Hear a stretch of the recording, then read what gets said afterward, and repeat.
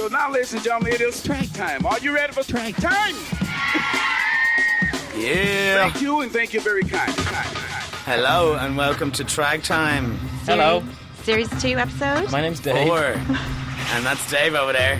I'm Conan. I'm Trag. And we have with us today a special guest, Calvin. Howdy. Now, Calvin James, who's been in the press an awful lot lately. hang on, I've been given specific instructions of how to introduce Calvin. Okay. Oh. Calvin is behind the Syrias Vibes campaign, and he's been working in a rescue centre and driving an ambulance in the middle of Syria. And he's also famous for being on Claireburn Live, Matt Cooper, RTE, and Joe Duffy. Okay, Calvin. Yeah. Oh, and we should also explain that tonight I'm on sound, which is why we're hearing really weird music. And Conan is Tracy's dropping the beats. Conan's the new Trag. And I also meant to say that Conan has a phenomenal amount of knowledge in foreign affairs as well as sound. So Spoof it. you'll be amazed. Okay. Yeah. Boom. That's me on I'm sound. waiting for that to go. That's me on That sound. was the drop. Cool. I also have some abilities. I love the way every time we start, it's always just nobody knows what to do. I know. Yeah. Well, I was trying to play. That was Gas Lamp Killer, and I saw him play in Dublin, and it was amazing. He said his grandmother was Syrian, and he played nothing but amazing. That's the connection. Yeah. He has a Syrian Okay, connection, cool. yeah. He plays amazing Syrian tunes if you look up all his Mixcloud. He has good links. beats in general. He does. Bass heavy. West Coast sound, isn't that what they Yeah. call it? Yeah. Right. Cool. Okay, cool. Yeah. So we have here today Calvin James. Calvin, thanks for coming along. You're welcome. So I think maybe the first thing, we might come back to this, but so you've been over in Syria as a humanitarian aid worker? Yeah. That's right. So what exactly does that involve? Well, Might I start that I basic. was working for a crowd called Kurdish Red Crescent, or Havasora Kurd. Yeah. They're not officially associated with the Red Cross Red Crescent Society. Okay. They set up 4 years ago, but they were involved with the Syrian Arab Red Crescent, who's the official affiliate in Syria. But the Syrian Arab Red Crescent would have been accused of being biased to anyone who wasn't really Arab. So Okay. up in the north, it's very diverse. You have lots of Christians, Kurds, Yazidis, Turkmen, Armenians. And yeah, basically, apparently the Syrian Arab Red Crescent wasn't showing them any love. So a bunch of guys from Havasora Kurdistani, who are based in Germany, and from the Syrian Arab Red Crescent banded together and approached them saying, look, we need to change how we do things, and maybe we should drop the Arab and just call ourselves the Syrian Red Crescent. Okay. But they weren't having any of it, so they said, right, sure, we'll go off and do it ourselves. So in 2012, they splintered off and set up their own service. So Yeah. they're basically funded by the political party in the northern Syria, and basically donors from Europe, the Kurdish communities in Germany and Sweden. Okay. And so, like, on a day-to-day, what was your role when you were over there? Well, when I started, they just opened their first rescue centre in Komislo City. So basically, just a service that would just respond to emergencies like airstrikes, suicide bombs, Yeah. shootings. This is all medical emergencies. Yeah. And basically car crashes and whatever. But Okay. the first job we had, there was a flash storm and rain that they've never seen before. Yeah. But all the buildings have these kind of vents for the basements. So Okay. all the basements are filling up pretty quick. So we were just running around, like, pulling people out of the basements. Like, they were filling up pretty quick. You'd walk into a house, there's a baby, like, floating down, Oh my floating down the gosh. hall in the corridor, and then there's, light fixtures swinging. Was that the first time you'd ever Sparks seen going anything off. like that? Yeah, definitely. I think it was the first time any of those had ever seen Was it it either. purely shocking when you first saw it? Yeah, it was pretty intense. But then even outside, the roads started to collapse. So we ended up, we were kind of dividing our time from pulling people out of basements to filling the roads with wouldn't whatever associate- stripe we Wow. could, You wouldn't associate Syria with rainfall, really, would you? Yeah, and this was in, when was it? I think, I started with them in March. Yeah, so it was just... That's when you flew over in March, did you? No, I flew over in February. In but, February, and you had to do training before then, Yeah, I was had it? to do a couple of weeks training, So. You'd been there before, though, had you? I'd been there in 2000, Yeah. but I'd been to Iraq a couple of times before that. I've been Yeah. quite a frequent visitor to there. You like going to the mad places in the world, yeah? Yeah, I do. I read this book by a Canadian geezer called Robert Young Pelton, and myself and my brother were upset. It was like the world's most dangerous places, and he did kind of glorify everything, you know. Yeah, for sure. You had to take everything That with kind a of pinch romantic salt. edge to it. Yeah, but when you're 18, it was just the Bible for me and my bro, so I was like, I'm going to hit every one of these places. Yeah. You And- cycled across Africa. Started in Well, not Nigeria. the whole of Africa, was it? Might as well have been, because I'm not a cyclist at all. I'm not fit at all. So when I told people I was doing this, they were like, "Hey, where are you going?" I was like, "Well, I'm going to Nigeria, Togo, Benin, Ghana, Cote d'Ivoire, Jesus. Sierra Leone, Liberia, Guinea, Senegal." How long ago was that? That was 3 years ago, so everyone just LOL'd. Yeah. Was it just for the crack, or did you For the like, do crack, yeah, but sponsorship or anything? yeah. So I raised money for myself and my brother. I have good on a you. charity called the Scoop Foundation. Scoop? Yeah. Okay. So we've been Is that still going? Yeah. So we're building schools and orphanages in Cambodia and India for the last 5 years, and we have a sister office in Perth. So Okay. basically, the Australian office handles India, and we handle Cambodia. Yeah. And now, since I've come back from Syria, we're doing Syria as well. And how can people find out more information about Scoop? Well, we have a website, scoopfoundation.com. Okay, if that's you want SCOOP, is it? yeah, foundation. And we'll put it on our Facebook page Yeah, too. yeah, Yeah, great for stuff. sure. Exhibitions, loads of cool stuff, and gigs basically as well. A lot of Yeah, gigs. at the like we moment. don't get any funding from the government. We don't have any regular sponsors. Well, we have one guy, a guy called James Hartshorn, who's out in China, and he's been very generous to us. But basically, it's just been a hard slog, just doing fundraisers, art auctions, raves, whatever you can think of, you know. So yeah, hard work, but Out of all them now, which would bring in the most money? If you were to do an art auction, a table quiz, or a rave, just out of like interest. the art auctions, hands down, you know. Really? Yeah. Like because we've had some really big. High-profile artists. Yeah, we've had Conor Harrington and Oh, cool. Mazer, Duda, just all the Yeah, big yeah. guys, you know, and then some of the older guys as well. You have to forgive me, I don't remember their names. Yeah, and that's cool. a lot of them are dead now, you know. I was So- interested. That's great. Remember the big night you did in the Grand Social there? Yeah. And it was like packed. How Yeah. much did you get that night? I think we raised 8,500. Wow, good going. And it was only a tenner in, so that means how many Yeah, people? I yeah. can't do the math. I know, 400 capacity there, isn't it, or something? Somewhere in the Donate region to of- smoke of rave eight, and nine more. thousand. There's more. But I mean, the upstairs part alone, I think. Right, yeah. So it was 850 through the door. It's mad to think if you're doing one of them a month, the amount you could raise. Yeah, but things about fundraisers is people aren't going to go once a Not month. every you know? time, yeah. Like I That was find- a big one, wasn't it? It's Yeah, like I find when people are doing fundraisers, like anyone can do a fundraiser. You know, if it's your first fundraiser, and we found this out as well. When we did our first fundraiser, it was epic. It was massive. And then, we're doing this. We did a poker game, but it happened to be on the same day as Africa Day, and it was the hottest day of the year. And Nobody wants to six sit lads inside. Yeah, showed yeah. up. And we had booked out Sweatfest. Pygmalion, and we bought in dozens of tables, and it was No more way. than No, that. Oh, it's in there, God. yeah. Yeah, so we learned pretty quick. Tumbleweeds going through, yeah. Yeah. And the Shit. Facebook page said 70,000 people were going to Wow. come. And, Yeah, and it was of just 6 absolute Damn gamblers. that Africa Day. yeah, but they stayed all night. yeah, and I lost my shirt at it as well. Lost money at this fundraiser. Well, no, the scoop did, but I did not the personally. scoop money, of yeah, course, yeah. no. But So art auctions are the way to go anyway. Well, again, they were difficult. We did some where we raised like 40,000 euros, and then we did one where we raised 8.5. You know, so kids keep them all going all the time. They'll have another thing coming up again. yeah, next yeah. week. But we just try to keep diverse, like different Diverse, things. yeah. You know, so. So how many do you do at the moment? Like, what are you doing? One a month or one every? Well, I think the thing about Syrias Vibes is we're trying to get people to get involved with us and come to us with ideas. So rather than I want to get involved, it's like, right, stick this Ganzi on you and take this bucket and stick it in people's Yeah, faces yeah. on Grafton Street.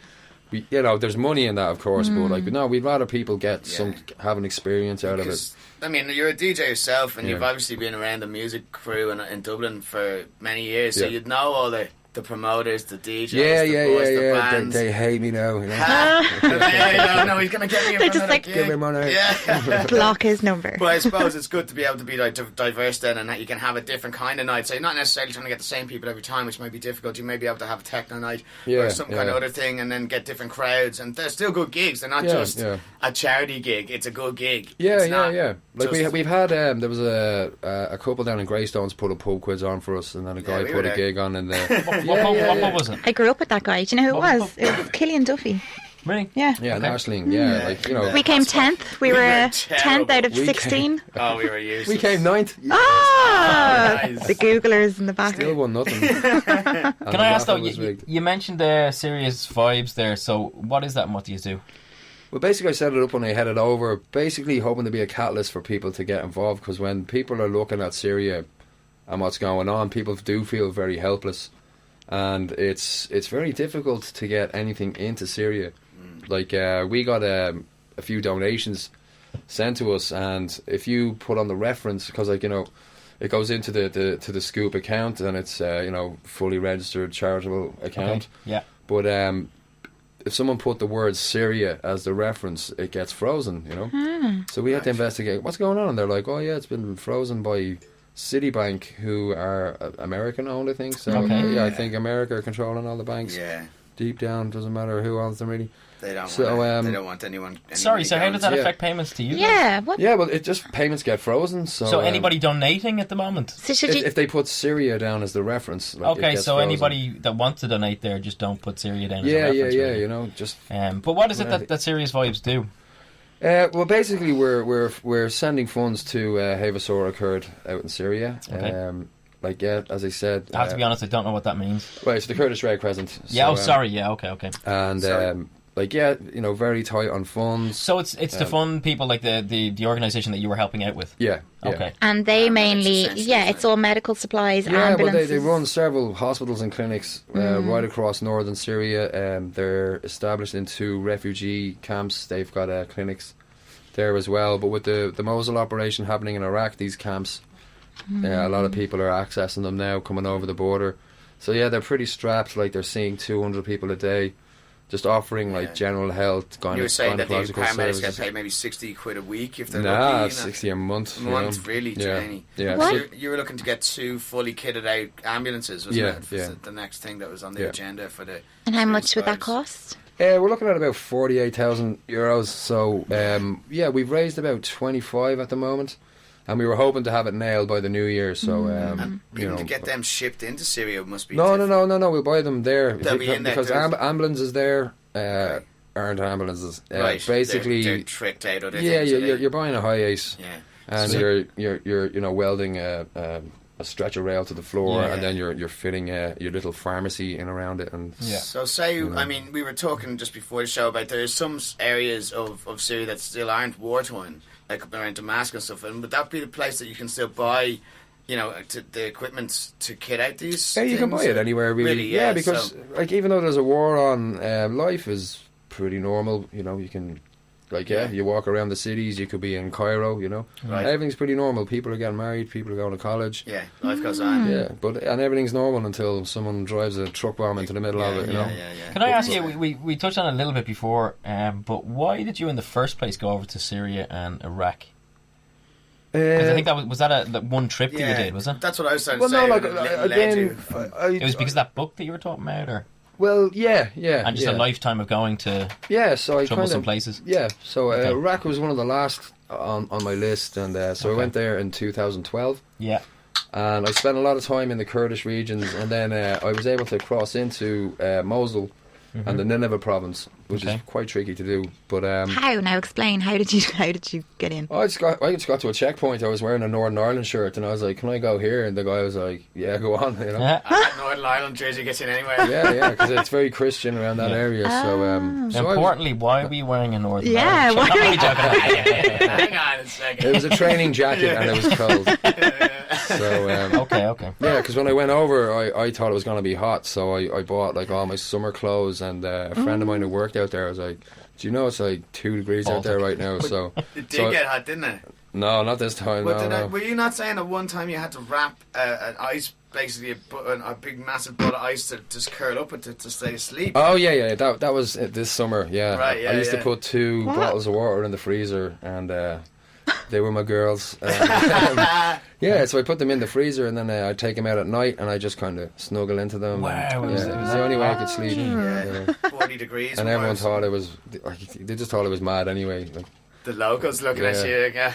Didn't even think of that. Do they have electric fans or? No, well, there's only power about 30-40% of the time, but it would cut off at certain times. Like the city was running off generators, like there was no proper electrical grid, it was all generators, and they shut off at different times, and then you had your own generator, but then you couldn't run that through the night because, you know, there's apartment blocks around and you can't have this. Well, that actually happened because funnily enough, me and Tracy tried to do an interview with you from Syria before, and we had that issue, and they went dead, and we were like, what happened? I was like, oh god, it was the Jenny, the lads had to turn it off, or we had to get some petrol in it or something. And it actually happened. It happened during the Ireland were playing France in the Euros, and we're not supposed to run it at certain times during the day because it's expensive, you know, but all the team were out. I was on my own, you know, so I leaned out to the guard. I was like, hey bro man, you crank that thing up, and he's like, I can't, and I'm like, football, Euros, and he's like, yeah, go on.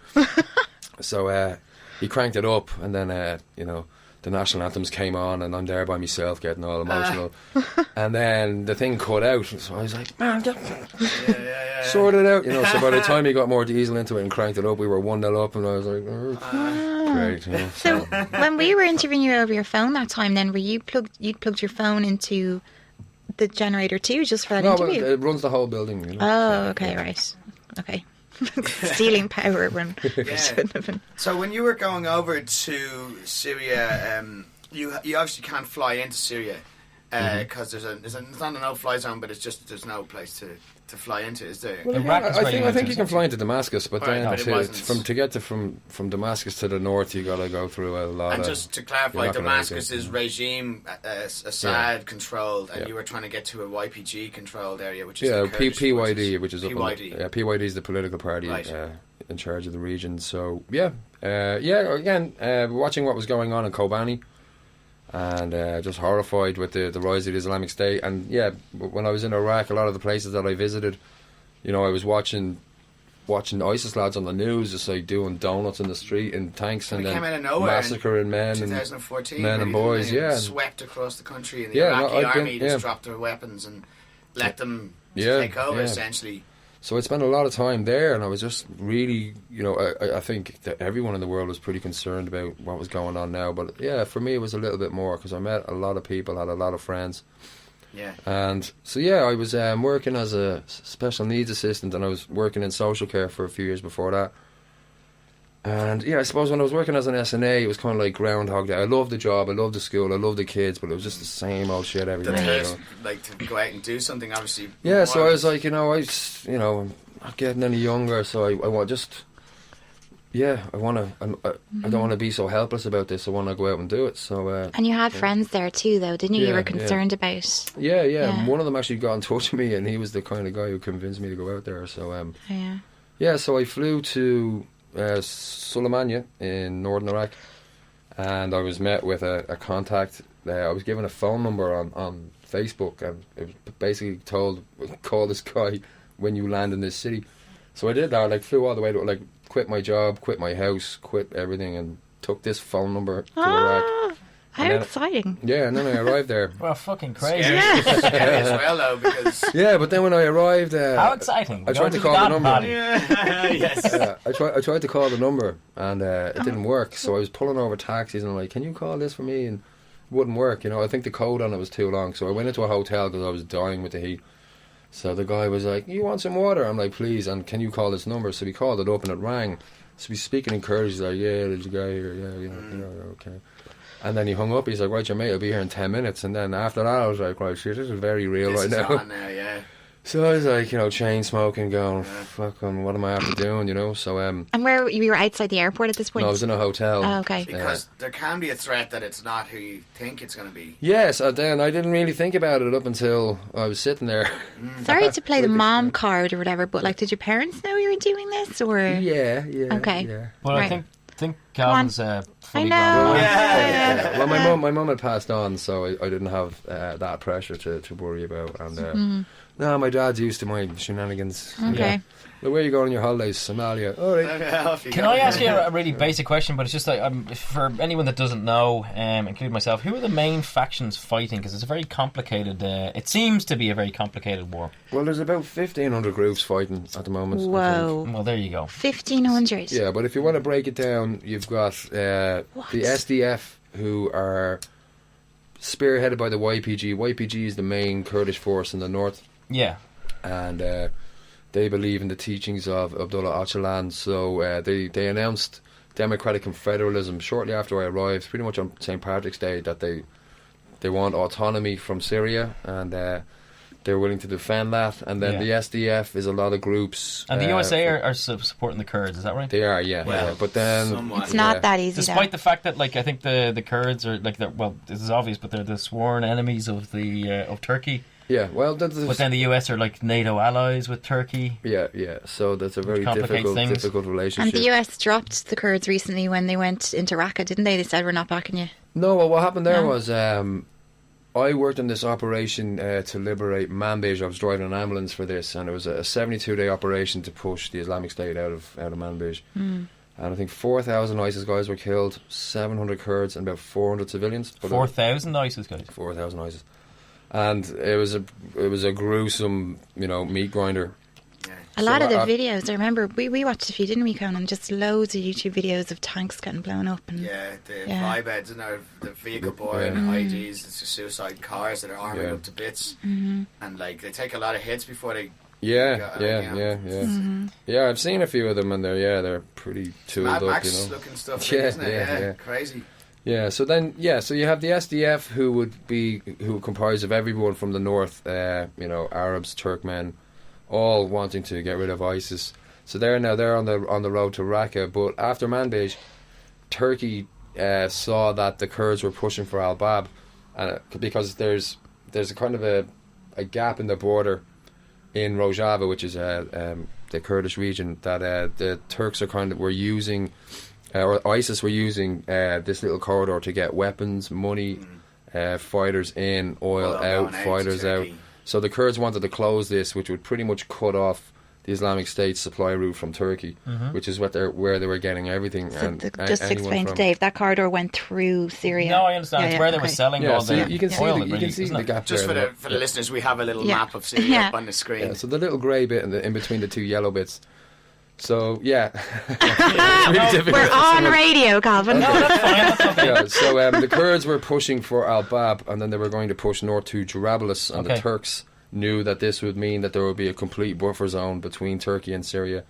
So Turkey decided to invade Syria with Turkish-backed rebels, and America gave them the go-ahead. So America told them that if the Kurds, basically the YPG, if they didn't pull back out of Manbij and pull back east of the Euphrates, that they were going to lose air support for the rest of the war. Turkey is a massive regional power, isn't it? It's the largest standing army. It's the biggest in the region. East, And what do you think was behind that decision of America? Like, because do you think people say about their biggest NATO bases in Turkey? Do you think that's actually? Yeah, but then America moved. They had a nuclear station there, and I think they pulled it out and moved it to Romania. So the nukes are still in Turkey. Oh, are they? Yeah, okay. And that's the Turks want them to stay there because it's obviously it's very it's not just prestige, but it's a very much they have a bargaining chip there internationally with that, and they have an air base that a lot of sorties are flown from, and the Americans want to keep that sweet. So sorry, still didn't get the answer. Why did America say we're going to pull our backing if you block that corridor? Because if the Kurds kept going, they would have created a buffer zone, and the Turks were like, if they do this, we're going to destroy the whole place. So like the Americans are like, no, look, you can't advance west anymore, you can't advance north anymore, so you need to down your guns and pull back east. So this is a very difficult position for the YPG, and I understand it because I lost a lot of friends in this operation, and it was gruesome. Like the casualties we were taking in were pretty horrific, and for America to go, all that hard work you did, now just give it to Turkey. They were like, there's no way, we're from here and we're going to protect this place.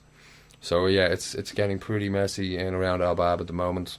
And there's a long history, isn't there, of Turkey and the Kurds being at odds. Yeah. And they don't want an autonomous state to appear in Syria because they're afraid of too much power. Well, I being think held by because the Kurds now, they used to push for their own state. Like the PKK were a hard-lined militant group. And, very similar to the IRA. But then That's been going long before the war, hasn't it? Yeah. But then they realised, this has gone on since the 70s, Okay. So, but now they realise that they actually don't want their own state. What they want is self-governance. They want to be able to make their own decisions. Okay. And pretty much make democracy from the ground up instead of from some middle-aged get down. Mm-hmm. And so what the Kurds in eastern Turkey are trying to achieve or pushing for, this is actually happening in northern Syria, and it's actually working out pretty good. Okay. People like this model. Yeah. Women have rights. Every council will be 60-40 men or women, or vice versa. Okay. Everyone has a voice. Everyone looks after each other. So, the fact that this is happening in northern Syria is absolutely scaring the pants out of Turkey. Yeah. Because that might give the eastern Turks, we can do this, Just Turkey is becoming ever more hardline these days at Erdogan. He's quite right-wing nationalistic. Yeah, but again, you're not seeing any of this in the news. There was a democratic elections held there not so long ago, and there's a party called the HDP party, which is a primarily Kurdish organisation. They And got 10%, didn't they? well, they needed 6 or 7 to get representation in the parliament, and they won a whopping 11. So this is a massive thing for the Kurds. They democratically got elected into the They parliament. put the fear into the AKP. Yeah, the and then Turkish party. Erdogan was like, no, I tell you what, we're going to have a recount. We're going to have re-elections. So he scrapped the elections, and then he started poking But the also Kurdish some bear. bombs went off, didn't they? And they were, they could have been anyone, but this was used as an excuse for Turkey to start attacking. Yeah, so you take... Bombs went off where? So let's Bombs went off in Turkey. say it like it is, though. Ankara. You think Erdogan planted... It could have been. I mean, it may have been an excuse to put in... It's thought that Erdogan planted suicide bombers in Turkey and then said they were the Kurds that we were going to elect. Yeah. What do you think? And the PKK, there was a ceasefire for the last 2.5 years, and a lot of the PKK camps are in northern Iraq. So Turkey just, started flying warplanes over, started bombing the PKK in the middle of the ceasefire. Oh my God! Just trying to get them out of the mountains and start fighting again. So as soon as they engaged in that, Erdogan imposed curfews in all the major cities in Kurdistan, primarily some of the districts in Diyarbakir. In Cizre is absolutely destroyed. Shirnaka is absolutely destroyed, and Nusaybin, which was where I was living in Kamishlo, there was a city next to it called Nusaybin, and I was there for the entire curfew. I was watching because we used to do. There was a lot of protests happening on the border. Like Kurds were showing solidarity with their brothers across the border. So these are cities inside Turkish borders. Yeah, and I was definitely in the safest part of this fence. I'd rather be in Syria than in this town in Turkey. There's hundreds of thousands of Kurdish in these cities inside Turkey. Yeah, and if anyone left their house, they get shot dead. So they're just like prisoners in their own house, really? Yeah, there were videos of the soldiers just eeny, meeny, miny, mo, and putting rockets through apartments and everything and laughing about it. But if this curfew in Nusaybin particularly, it lasted 82 days, and there was an explosion every 20 seconds, and you just hear gunfire constantly. So we'd be sitting there watching a movie in the house, and you just hear this big... and it was happening so much that you wouldn't even look. You'd be reading your book and you wouldn't even look at your colleagues. Did you become used to just hearing that? Yeah. In the middle of the night, and then you hear it and you're like, oh, fix it, and then you're putting wet tissue in your ear so you can sleep. So you got very desensitized to it, but your heart would go out to because there was 40,000 people still in that city while they were absolutely levelling. It was cool to see you putting up videos on your Facebook and be able to actually watch it all. Yeah, I remember watching one. I think you just held the phone up over the cityscape and you could just see the kind of flashes in the distance and you could hear heavy artillery, just just destroying whole swathes of that city, and you're kilometre away. And maybe? the most depressing part of this was there was an Italian journalist, very good journalist called Luigi Dalfi, and he was covering this assault happening in Turkey, but with Turkish restrictions and censorship, you're not going to get anywhere near it. So he came to Syria. So basically, he could film over the wall. So he'd be in graveyards, on the border, filming tanks leveling apartment blocks, and I had a little crappy camera phone, but he had a really good, he would put it down their throats pretty much. Yeah. And then we met a group called No More Silence, which is like a solidarity group of journalists from Syria, and they were just like, we're so delighted you're here. You are the only journalist on the planet who is covering this. Yeah. I heard you And saying that, Yeah, that's kind of a serious problem now, isn't it? Because a lot of what the news are saying, what's happening in Aleppo, is not from sources, or, you know, in Syria in general, are not from sources that are actually in Syria. They're from other places, like, you know, the Syrian National Observatory, which is based in Coventry, I think. Yeah, and I was seeing something there that apparently is just one dude. One dude in Coventry, and he just seems to know a few people, but that information isn't exactly solid. Yeah. And then a lot of the news media are reporting things as facts, Yeah, but they don't actually have sources. Yeah. And there's a big thing at the moment about fake news, obviously, in the media, but it's pretty obvious that the mainstream media is pretty fake. You know, well, John Pilger did a great documentary about it. He's got a new one coming up. The just war you don't see. watched that the other day. Well, that was the one before. He did the war in China, the coming war in China. And a lot of that is just basically blatantly they're lying. There's a guy. There's a guy. I can't remember his name. He's an Irish guy. He was a primetime reporter with RTE, and he left and set up his own business.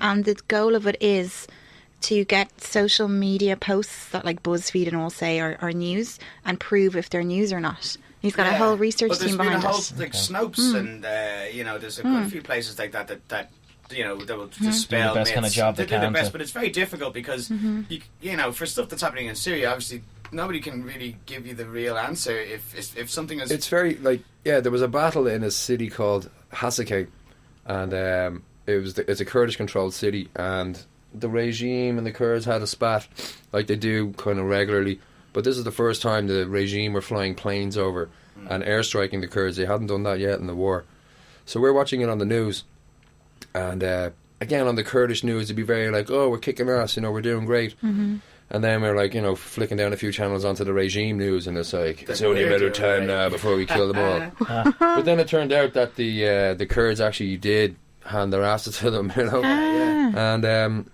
so then they ended up taking more territory and kicking more of them out. This is the thing that's happened all across Syria, is that Kurdish forces are proving to be the most effective fighting forces. Yeah. I mean, the regime wouldn't really be doing as well as they were if it wasn't for Russian backup in airstrikes. Yeah. So I met a guy yesterday, a socialist guy, and like my thoughts would be that the Rojava revolution is great and the ideology is great, but once the ISIS threat is eliminated, Assad is going to come back from the north, and he said it himself. He's like, this northern Syrian revolution, it's a temporary thing, and he's got Russia, the Russian bear, in his corner. But the SDF are gaining grounds. Like, if you look at the map, but that yellow strip was nothing at the start of the war, and it's just getting bigger and bigger, and it's going further south. I'm going to have to explain the yellow strip. Hang on for listeners. Conan. It's the top of Syria, basically the top stretch of Syria. Well, hang on for 2 seconds there. It just is It's the Kurdish controlled region. North of Syria. Yeah, so it's called Rojava, and it's getting pretty big now. So I think by the time the Islamic State is wiped out, the YPG and the SDF might hold a considerable amount of the country, and they might have a lot of support. So it's hard to say now. You know, will it be like 50-50 by the time the regime and the Kurds actually face off? So I always thought that the regime would totally wipe out the Kurds, because that's what a dictator does. Can't they just get along? So maybe, when they're 50-50. Well, it really does. A lot depends on Russia, doesn't it? Because they have a lot of the power behind Assad, and I don't think Putin essentially wants to get into any genocidal madness with the Kurds. I'm not sure. I don't think that's his agenda there, though. It's more to support his ally. I don't think he will, because remember before Assad was spouting on that he was going to take back the whole of Syria and everything, and the Russians said no, and then they pulled their planes out for a while. Right. They didn't pull them out. They said they were going to pull the Air Force out, and then they didn't. But I don't think that they really want to let Assad off the leash as such, because that could be a good thing, because the democratic confederate model, it's pretty remarkable that it's happening in the Middle East. It'll work anywhere in the world. So there's interesting things happening, and we'll just have to see what happens. But the thing is, the Kurds always get thrown under the bus.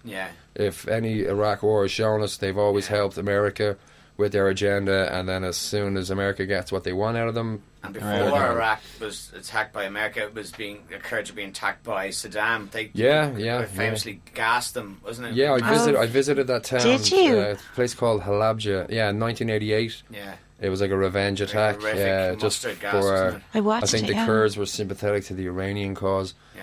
So yeah, they just flew planes over and just dropped all sorts of chemicals on them. So I did a tour of the museum. You know, not a lot of tourists, as you can imagine, at the time. So and it's a beautiful backdrop, the setting around Halabja, and it was snowing, so it was very difficult to get there. But and I got a tour off a survivor. His whole family died in it, and this guy just showed me, and they were going through photos and videos and everything. There's videos. Yeah, it was pretty grim. You know, like he was explaining, like, you know, people were just kind of like laughing and then exploding, and then people were like melting. You know, their skin was turning inside out. Laughing. I think mustard. Yeah, it was just because of the chemicals that are gas, which was pioneered in the First World War. Yeah, and I think it's just a kind of it's just like it blocks up your respiratory system, and you get a kind of a high before you know. Essentially well, actually, now that we're talking about chemicals, can I ask you about Captagon and the idea that that's been used in the war? This drug, is there any truth to that? Yeah. Well, I was quoted. Have you taken Captagon? I have not. No. It's basically crap speed, isn't it? Well, what I read is it's amphetamine, and it's this thing called theophylline, which increases heart efficiency, heart rate, blood pressure, and kidney blood flow. Yeah, so everything to make you very, very virile and very. Yeah, well, there was definitely reports that the guys are fighting on this. Yeah, because if you're on the front line and you're involved in an assault and you need to be awake for 3 or 4 days, so they're definitely pumping drugs. And there was a guy in Qatar. It was a Saudi prince was caught with a ton of Captagon in a private jet.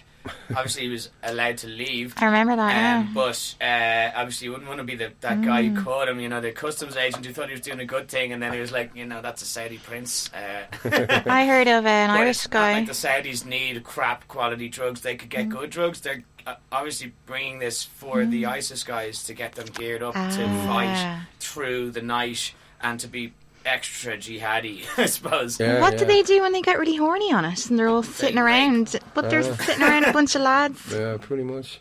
Yeah, you don't want to know, I suppose. It's kind of the harsh thing about ISIS, isn't it? They are the worst. Well, remember it was dubbed the beheading drug. Yeah. That was probably so there's definitely been definite reports. Like I met a guy who was they were clearing a house and he found a kilo of cocaine, you know. And really, so they're not just doing Captagon, they're doing. I'm not like in the Sunni Wahhabist thing. That's that's really against their religion, though, to do drugs. But I suppose when you're in a foxhole and your back's up against the wall, you're going to take whatever you can. I'm just saying that it's hypocritical, you know, in that way. But obviously, we came across a guy in Manbij. So I was working at a hospital in Syrian, and we got a call that 5 civilian kids were coming in, and there was an ISIS guy with them. So we waited at the gate, and there was a couple of armed guys waiting for this lad to come in. So your man skidded up to the entrance of the hospital, and the kids were in bits, like, you know, arms hanging off and, you know, blast wounds, and they were aged between maybe 4 and 14. There was 5 of them. And then there was this ISIS lad lying on the floor, and he was in bits. And his arm, like, I'd never seen it was absolutely mangled, and it was, like, hanging off. So what had happened? Do you think he tried to detonate himself and it didn't work? Don't know. No, because he would have been more singed if he did that. You know, I came across a failed suicide bomber as well. Yeah, so they're very charged. But this guy just got a really horrific arm injury, and they'd been travelling for 45 minutes to get to. So this wound was there, but your man was very normal. You know, he didn't seem like he was in pain. And when we were walking him in, we were holding his arm, and then he dropped it, and it was just swinging like a rag doll, you know. And, he didn't really give a shit about it. No pain, obviously. He was off his head. Off his head on Captagon or something. That's the thing that these guys who are fighting for ISIS, a lot of these guys that they send to the front line are kind of like cannon fodder in a way, aren't they? They're kind of like young, maybe uneducated, or have some kind of young, testosterone-driven ideology. Well, yeah, most of their suicide bombers would be, you know, it's mad. You think like the leader's like, oh, you really believe in this? Well, why don't you do it, mate? Yeah, no. You need me to do the videos afterwards, you know. I'm on my holidays now. Do you think? What's ISIS' end goal there for trying to? Caliphate. They want to set up a caliphate, which is an old Islamic idea of an Islamic. Ruling kind of area. I think the Levant is like. But is it to do with the oil in Syria or the gas supplies? No. Or anything? I mean, ISIS are saying that they're trying to start a caliphate. This is their ideology, but they are definitely being funded by, say, Saudis and Qataris who have interests in oil in the region. They're promised perks. Mm-hmm. You know, so like anyone who fights for YPG. You get like $1 a day just so you can spend it on coffee and cigarettes, you know. Okay. But the ISIS guys are promised women, they're promised position, they're promised money. They were quite highly paid at the start, I think. Yeah. When happened in 2014, when ISIS rolled through Iraq, they took a lot of money out of the banks, then they took a lot of money out of wherever they conquered, and they at one stage could pay fighters quite well, and it was quite an incentive to get people in to fight for them. Yeah, so I think initially the campaign against ISIS, they started just bombing their banks, you know, just blowing up their money. And obviously they had the oil fields as well, so they were. But they weren't actually making that much money from the oil. I think. I mean, it's hard to buy that oil though. I mean, who's going to buy it? Well, I know they were buying it, but no, you're not allowed to say it's ISIS oil, are you? No, but Turkey. There was a WikiLeaks dump that just came out there, and I saw that. It linked the president's son-in-law, who's the prime minister. They linked him to contracts for ISIS. But they always knew. I mean, and the Americans knew. They had their drones flying overhead, and they knew that these convoys of tankers going into Turkey. But that was the president's son to buy which president oil from ISIS. Yeah. Okay. Sorry, which president? There's about 700 companies in Turkey who are buying things from and that's ISIS. What the Russians hit first. And you were saying before, I mean, the Western propaganda. And Russian propaganda was saying that Russia were attacking ISIS, but they weren't essentially attacking ISIS, were they? No. Same with Turkey. Maybe this time last year, we're bombing ISIS. Like you're bombing the Kurds. They're bombing Kurds, and the Russians are bombing the rebels. Yeah, so Russia bombed Palmyra. So they got them out of Palmyra. Well, the thing about Palmyra was we saw it on the news. The guys were smashing the place up with hammers, but what they did was they moved out anything that could be transported and sold, and then everything else they just destroyed it. I'm going to have to cut in. Where's Palmyra? It's Syria. It's in Syria. Okay, that's all right. It's a heritage site. It's like 2,000-3,000 year old pre-Muslim anyway sites. That's why the ISIS guys wanted to destroy it, because it's pre-Muslim buildings, and they didn't want, or pre-Islam, and they didn't want any of this, they call it idolatry or whatever, and they wanted to destroy anything that wasn't in their ideology. But they'll make the money off what they can lose. They sold the artifacts, on the black market. So what they basically make their money out of is taxation. What? And fines. That's the big thing. So they just fine everyone for everything, ISIS fine everyone for everything. Yeah, everyone under their control. They just keep creasing money off. And that's what I was saying to Dave earlier, was that a lot of you were saying there's 1,500 different fighting forces, and it's quite tribal in Syria. Yeah. But some of these tribes have 1 million people in them and stuff. Yeah, okay, huge. Yeah. But what I was saying was that when ISIS swept through, you have a choice there, is to fight or die. Fight with them. So these guys may not necessarily want to be fighting with ISIS, but they don't really have a choice, do they? It's really weird as well, because we were doing an aid run in Manbij while the assault was going on, and it was a very risky one. It was about 3 days before they managed to squeeze ISIS out of it. So I say, if you take it like, the last remaining group would have been at the Spire in O'Connell Street. Mm-hmm. We were delivering aid down by Houston Station, so we were very close. But we came across a lot of people who were ISIS supporters, and we came across a lot of guys we suspected were ISIS as well, because when the guys were storming houses, a lot of the time they would find beards on the floor, so the guys knew that they were getting rumbled, so they just get off their beard and throw a blanket over their head, and now they're a refugee, And when we were handing out aid, there was guys coming up to us, because this was in August, so it was 45 degrees heat, and guys coming up to you, you know, big brown faces on them with this little white stripy chin, and he's like, "Oh, yeah, give me baby formula and tampons," and you're like, "Bro, I know exactly what you're up to." Yeah. So is there a worry, a genuine worry then that there could be ISIS members. Yeah, ISIS members coming saying, into our country. That's what some of the rhetoric is, but I think that trying to escape as refugees. That's overblown because there's probably a handful. These guys, I'm just asking. These guys aren't gonna if they want to put something into a city in Europe, they have the ability to do that without. Yeah, like you take in Manbij, all the fighters in Manbij, they were Indonesians, Uzbeks, one of the lads, Belgians. Yeah, one of the lads captured this flag in a house, and it was like a British house, so it was all English guys staying there. So like, why send someone in a rubber dinghy that will not make it across the Mediterranean when you can just get some dude with a Norwegian passport to go home and it's the kind of right-wing rhetoric against letting in refugees. Yeah, it's absolutely the logistics of trying to smuggle a dude from Syria to London is absolute nonsense. Exactly. And if they have trained cells, you know, these guys are highly organised and they're not silly. They're educated. The guys who are in charge.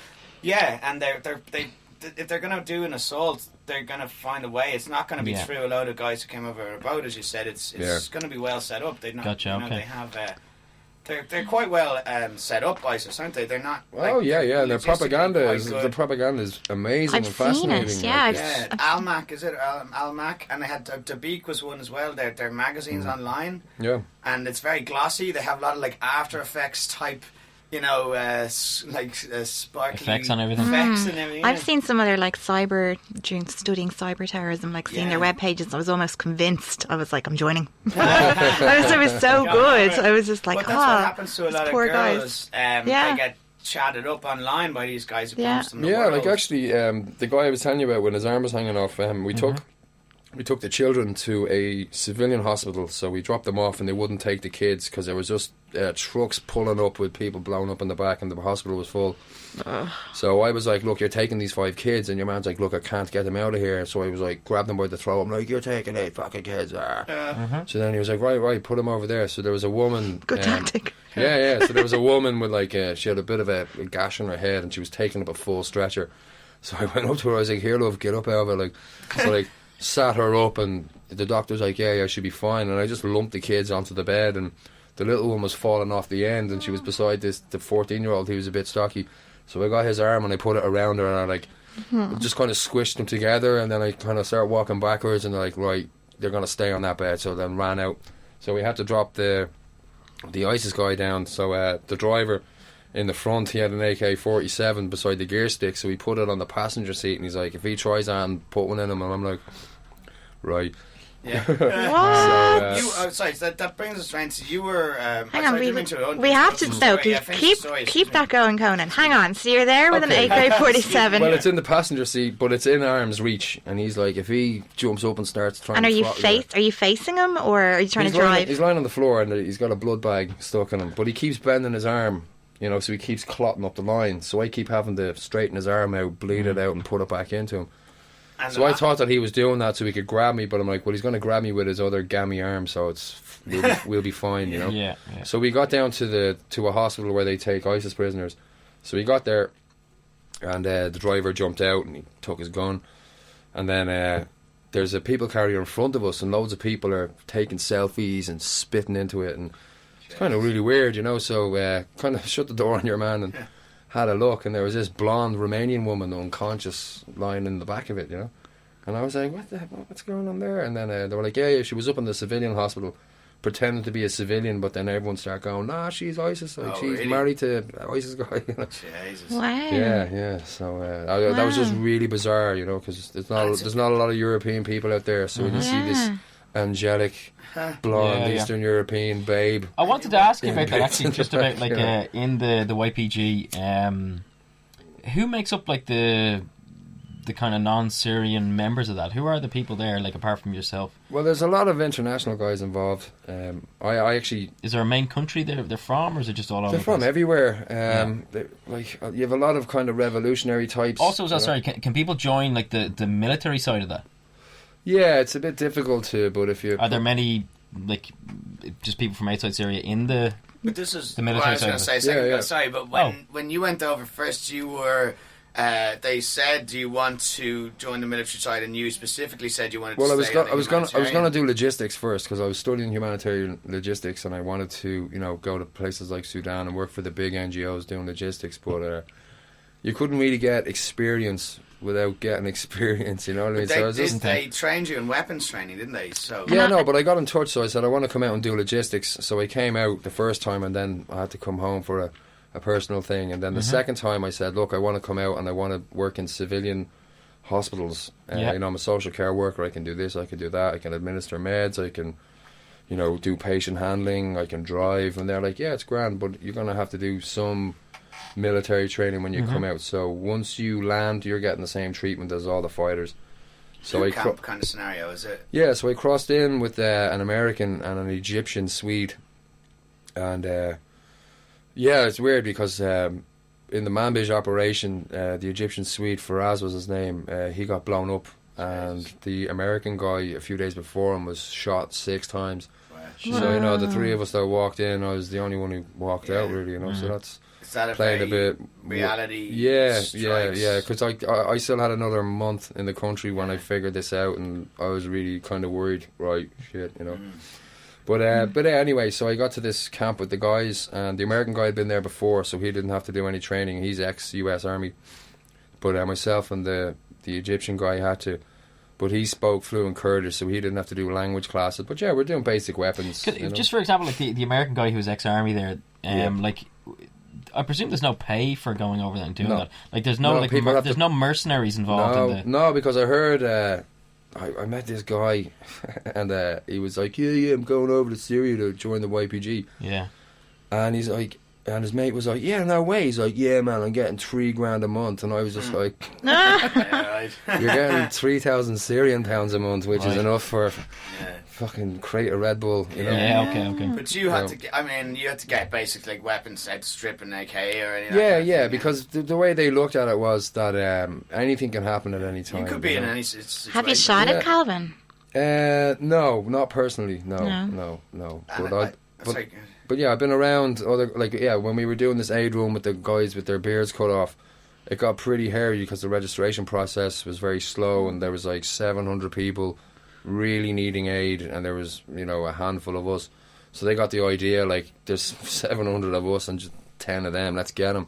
So they got really feisty, so this lad just pulled out an AK-47, started spraying in the air, just don't even think about it, so we had to do that a couple of times, just to keep the peace. It's a really weird way of delivering aid, but we have to keep ourselves safe. You were in the middle of a few crossfires and stuff. Yeah. I mean, that's got to be. I mean, was there one point that you would have feared for your life, or? Not really. It's really strange because my first foray into the combat side, where we were right on the front line, was when there was the 3-day battle in Kamishlo. So everyone was getting geared up. It's like, right, the city's gone to shit. You guys are going here. You guys are going here. You guys are going here. Calvin, you're going to sit here and watch soap operas. And let's go.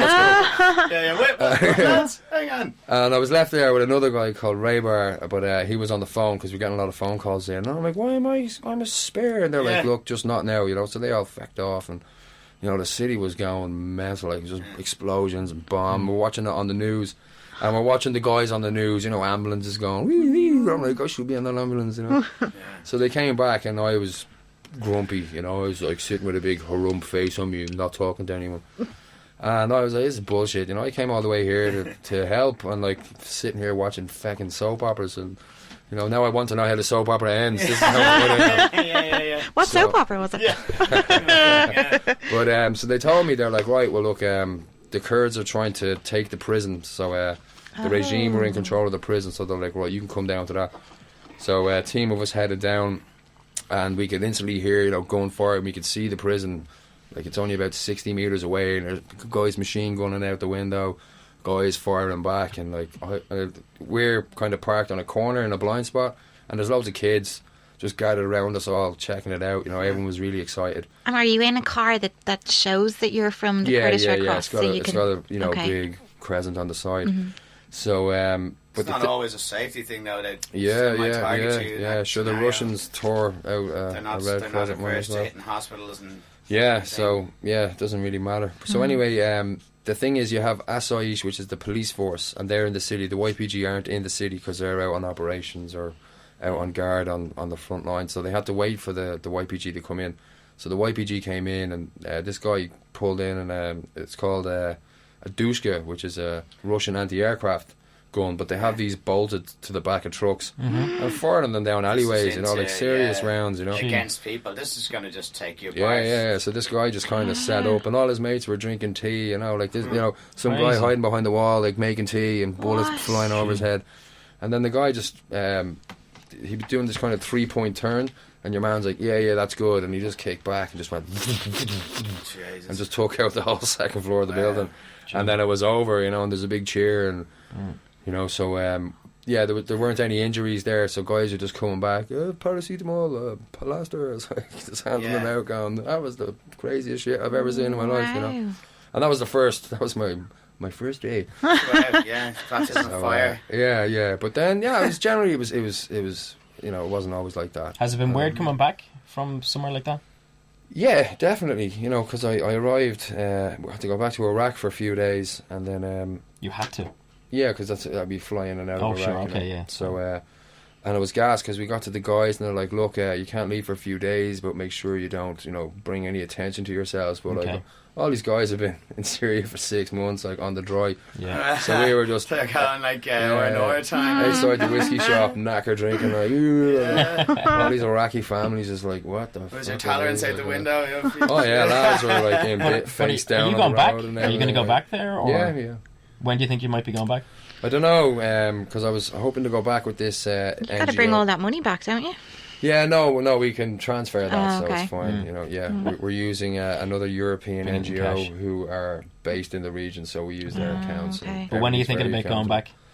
It depends. It just really depends, because these guys can't take people in at the moment, and the border is closed at the moment. Not that usually matters, but I'm hoping to get back in February, March. Okay. I'm going to use that as a little bridge for a minute. I think that's going to be the end of part 1, and we'll be back with part 2. Yeah, cool. I was wondering what the time was there. Okay. So we'll be back in part 2, and Calvin's going to tell us about his kidnapping by ISIS. Right, Calvin? Something like that, yeah. All right.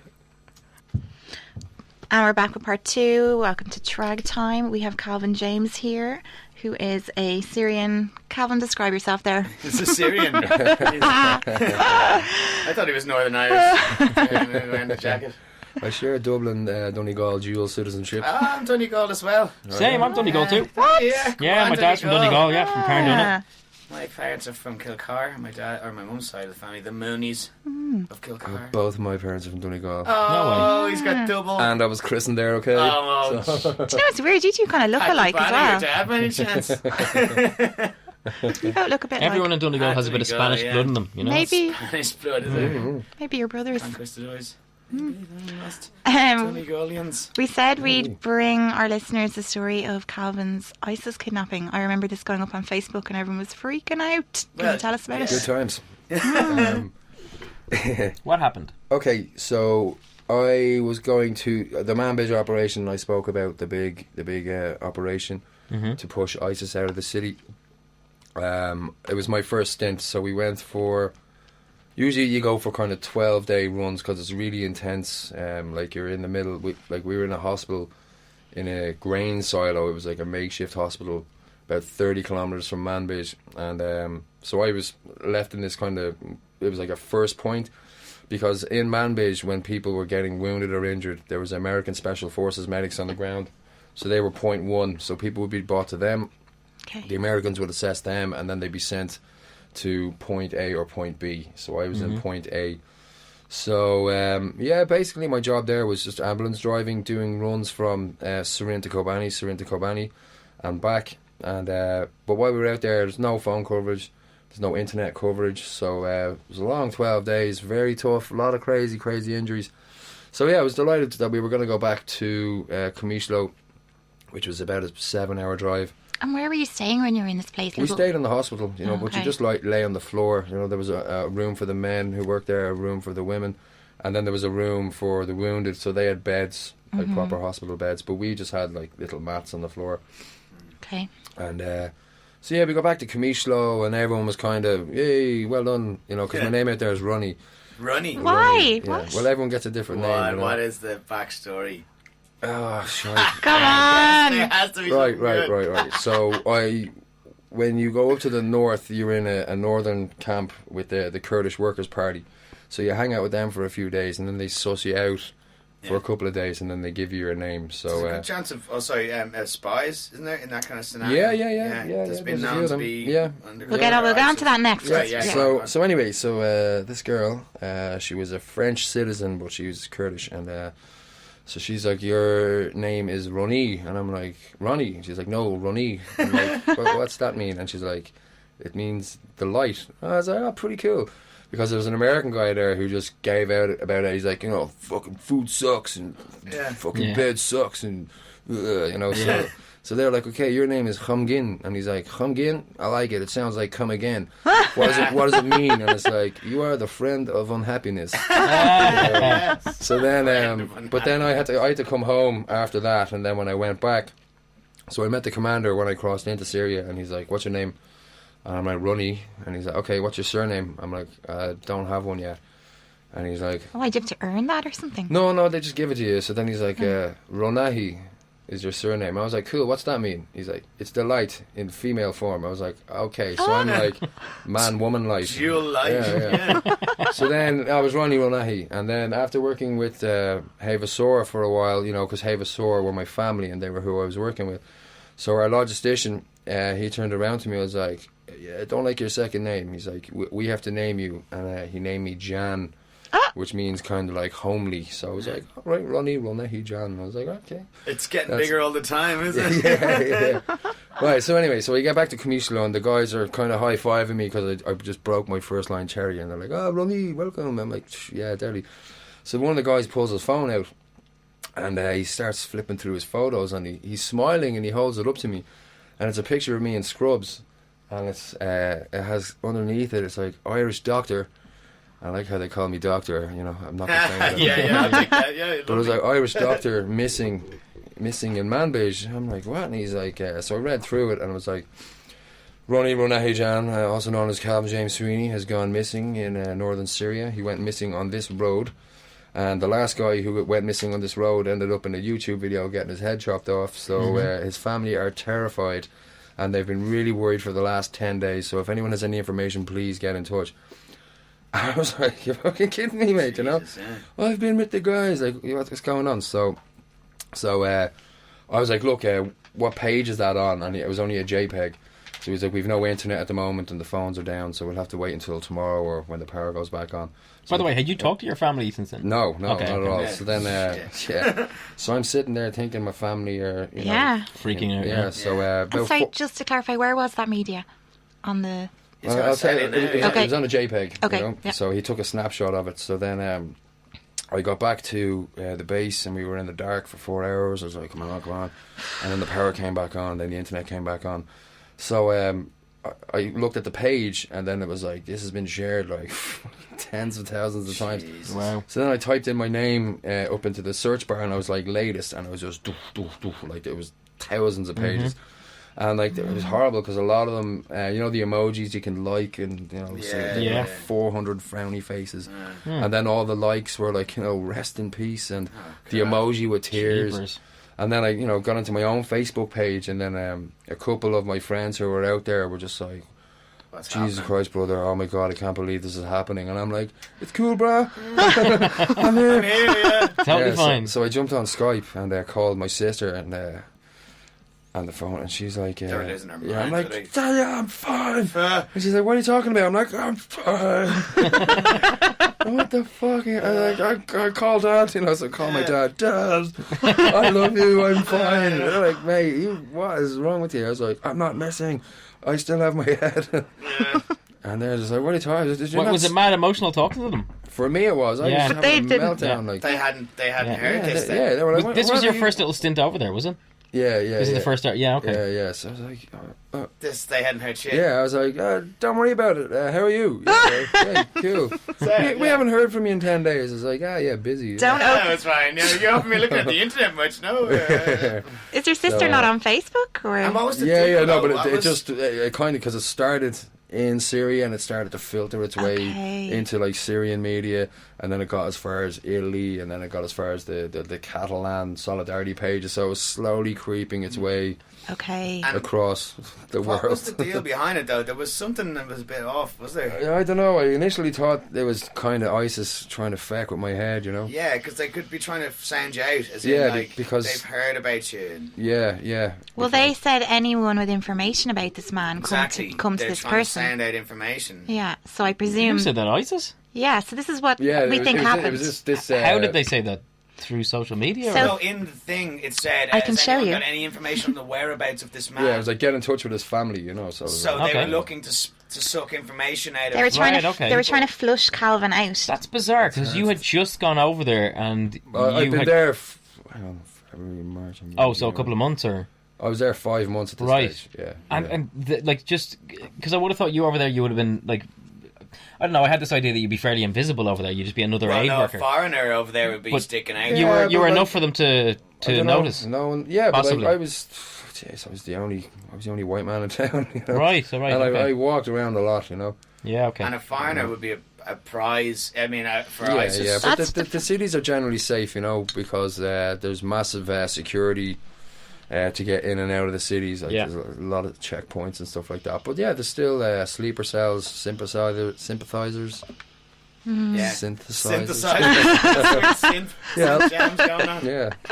How That's incredible. It must have been incredible to see yourself portrayed like that, you know, when As he a came back. sweet doctor. Yes, as well, there's that, and then there's, you know, he's been beheaded kind of thing as well. There's two sides to the... Yeah, it was very weird. Must have been nice to see you really cared and was crying and Well, who put the most emojis on? Well, Yeah, his because I was Syrian going friends. through the pages and there it was was like- like, please find this guy, and I'm like, you know, hi, it's me, the guy, I'm cool, like, I'm alive. And then I got through about 40 of them. I'm like, look, I'm just Yeah. rage of these guys, you know. So. What policies does Ireland have? Like, how valuable would you be to ISIS? And if that was to happen, I don't think Ireland would help No, very they- much, they- would they? There's not much they can do. Yeah. I think, though, but the thing is that they put you in a video, you know, these Almac, the kind of propaganda for ISIS. Any foreigners that they capture, they will make a show. Yeah, what's of. that? I can't remember But I the can't English journalist's imagine- name. John Cantil. Yeah. He got picked up by ISIS pretty much at the start, and he was with Steve Sotloff, who got beheaded, and he was with another journalist who got beheaded, but they kept him alive, and now he's appeared They in loads use him of... as a propaganda tool. yeah, they use him as a reporter, you know, so he's... But he's forced, obviously, to say these things. Yeah, but then there's the argument that maybe he's Stockholm gone syndrome. converted, but like, but like, Yeah. there's no It's way. Yeah, he's... If you're gonna die, you're gonna say what they want you And to he's say. English, yeah. So, Yeah, so he there's- was doing it in the orange jumpsuit at the start, but now he's in a full black garb. Yeah. But you gotta do what you gotta do to Yeah. stay alive, you know. I But mean, yeah, that's what I mean, there's is two there- choices And there, he doesn't he? goes off radar for like 6 months, and then he comes back, and it's not like they're pre-recording it and putting it out. Like he'd be coming back with current stuff, and And is there protocol for ISIS for if they pick up a Westerner, what they're supposed to do with them, or does it just depend on what group picks you up? no, of ISIS? yeah, sure, yeah, it's a structured thing. So yeah, you go to the top brass, and then it's like, right, Okay. What's your best chances? Like, which government could you appeal to? Like, how would you get out of that situation? you don't. Can't. No. Right. Yeah, by the way, it's actually, It's a were you, great propaganda thing to have you up, you know, on a cross, and then they. but Calvin, you crucify said you and did arms training. Were you given any training to deal with being captured or anything like that, or? No, well, the thing with the fighters is whatever weapon you had, you kept your last bullet for yourself. So you Right. held it in your top pocket, or you taped it to your book. And Where was yours? no, I didn't have a weapon, Oh. you know. Yeah. So yeah, like the only times we had arms in our vehicles was when we were on the front lines. But if we were, you know, just doing regular work, like there would be no need for it, you know. But just when you were, like when we did the aid run into Manbij, like no charity would do that in their right minds. Like go into an active ISIS control the city to deliver aid. So also, just speaking about like what you guys do over there, what's the biggest thing that you mentioned that you need ambulances? 2 ambulances is your goal. Like, is that the kind of biggest thing that you guys need over there? Or well, they need everything because there's a trade embargo with Turkey, and the border with northern Iraq is closed. And again, looking at the map, you can see just for people giving money to Syrias Vibes, like Yeah. What well, again, because we're looking at various different projects. Like I approached them for something to do after the ambulances, and like we're supporting a refugee camp as well, the children in a refugee camp, and so I pitched them like, give us something fresh, give us something new, So well, they were like, well, look, there's no cancer service in northern Syria, so there's one in a city called Amuda, which isn't far from Qamishlo, but there's one in Latakia, which is kind of cut off. And then there was one in Damascus, but Damascus is miles away from everywhere else. Okay. And there was one in Aleppo, but of course it was blown up like the rest of the hospitals. So in the entire northern half of Syria, there's this tiny little clinic, and that is the cancer centre. So, and they're currently operating at about 10%. And again, insulin, there's a serious shortage. On insulin, because that's something I would never have thought of, because I suppose people forget that like there are just civilians who still have to deal with medical so we're definitely looking into it, of course. So I might have to look to the Cancer Society here and different cancer groups here to help, because basically they just can't get the medication in northern Iraq. The NGOs are able to bring them in, so it's basically so I pitched that to my team, and it's like, look, it's amazing. And, cancer, my own mother died of cancer. Half my aunts and uncles have died from cancer. Everyone in this room or everyone who's listening has been touched by cancer, so it is important. And with all the madness going on in Syria, you do forget that people are totally, you forget that people still have the same medical problems, diabetes, But again, people are giving me money for the rescue services, and it's when people see images of babies getting pulled out of rubble, direct action. It is like we when we set up, the money was kind of trickling in.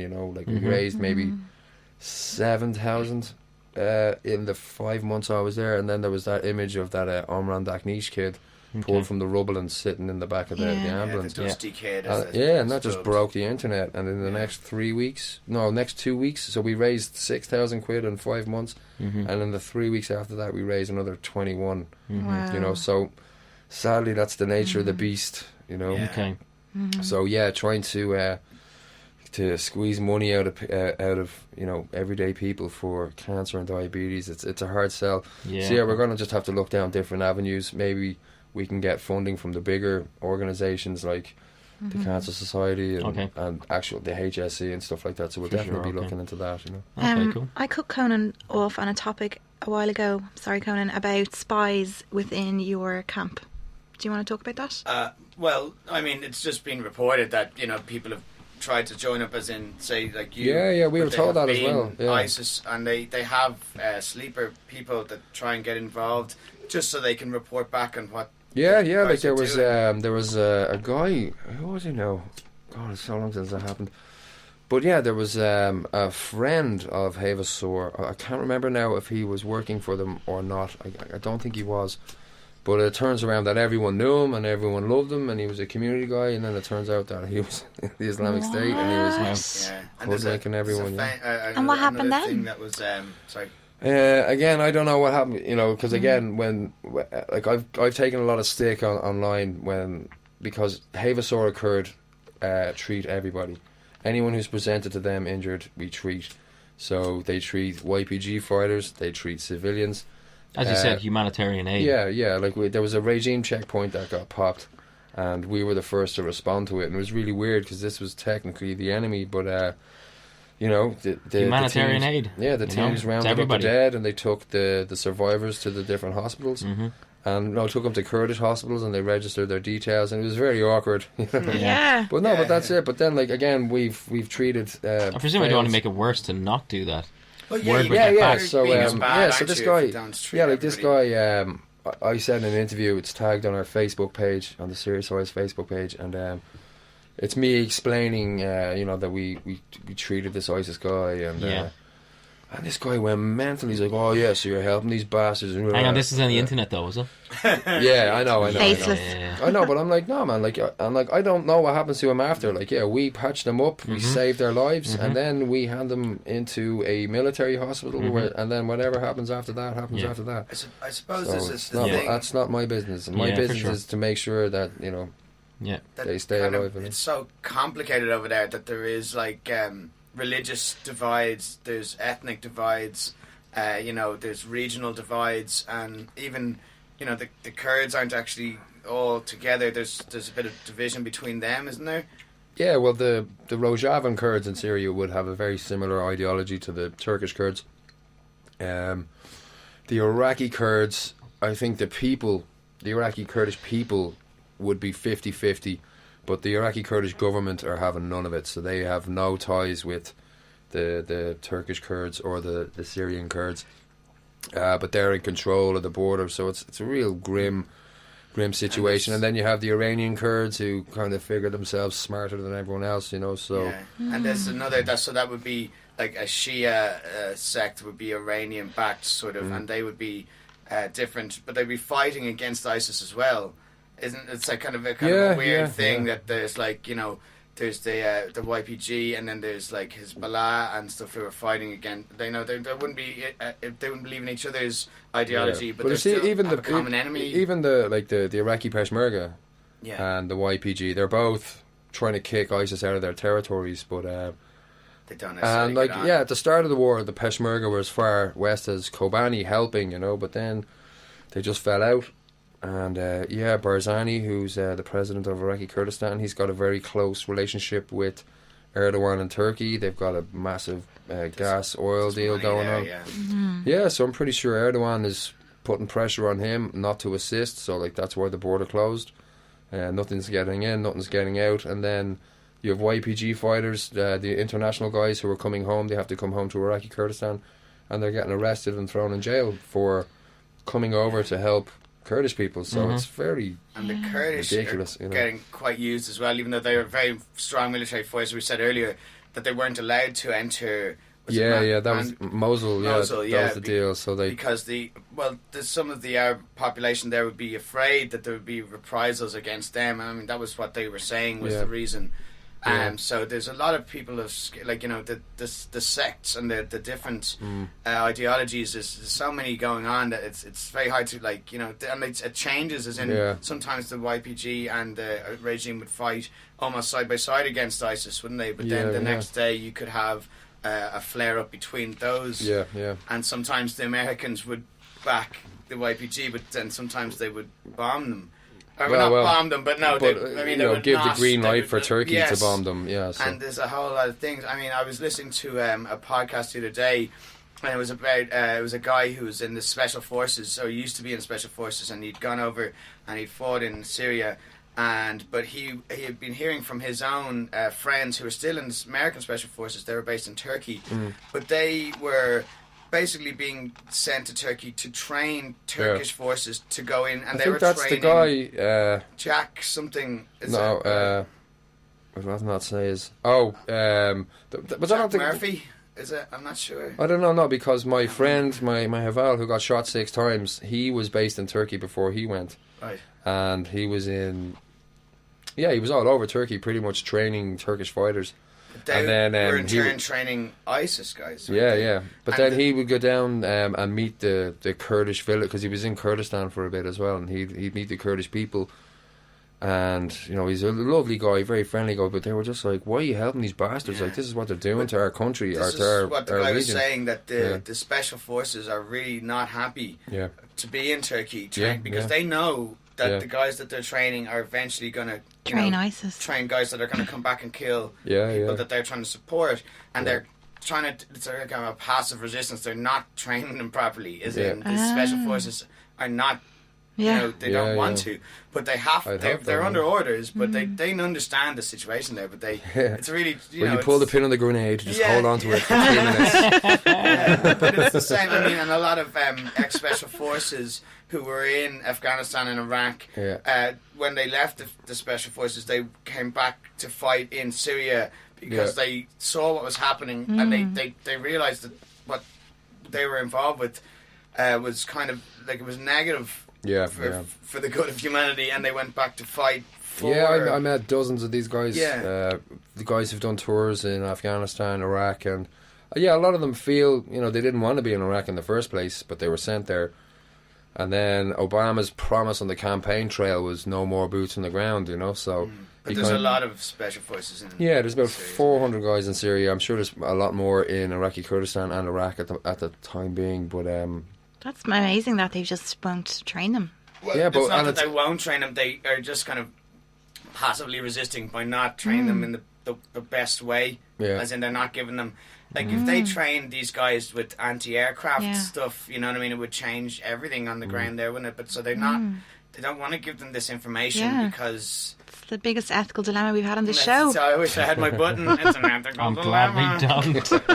But that's also... It kind of leads into what I was hoping to talk about. It's kind of a big news at the moment, is Aleppo is, being... it's a big battle there at the moment, and it's the regime versus... The rebels in inverted commas now, and the rebels are being, the way the media over here is portraying them is that they were the guys during the Arab Spring who rose against Assad and tried to claim their country back against a dictator. But the kind of reality is that these guys are mostly Al Qaeda, aren't they? They are. Well, again, of the 1,500 groups in the mix, Al Nusra. Al Nusra is. What they call Jabhat al Sham now. Now they've changed their name. And Al Nusra were Al Qaeda. They are. Yeah, they are Al Qaeda. Yeah. Okay. And the mad thing is, they have an office in Turkey. Have they? Yeah, you can call them up and it's like, hello, it's incredible. Al Qaeda. But obviously, but over in Western media, these guys are put under the bracket of the rebels. Well, yeah, at the start of the war, when it was an actual civil war before it became this absolute monster of a proxy war. Yeah, but then again, I think hijacked by. And again, it's all. Like, you can't quote me on this. Like, I don't know. You don't know. Yeah, Sky News really don't know. Yeah, BBC don't. No one knows exactly what is going on in Aleppo.